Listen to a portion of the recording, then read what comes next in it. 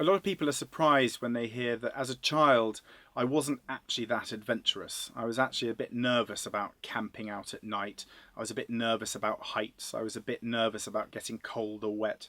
But adventure has changed me as a person. The more I've done, the more I've learnt about myself. And what I've discovered over the years is that you can change the I can't to I can, very simply by putting your mind to it.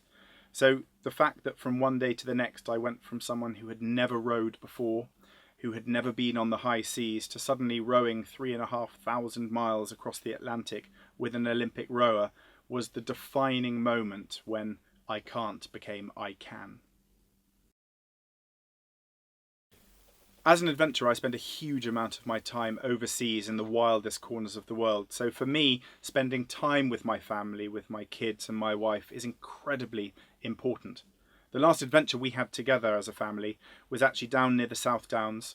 We were in a field, in a bell tent overnight, cooking sausages over the fire. It was wet, it was cold, it was damp. We didn't get a huge amount of sleep, but we're still talking about it today. The kids, their whole world changed in that single moment. It was the first time we actually went camping as a family, and it was a great way to bond together. We all slept together, huddled up, and that for me is what adventures are made of.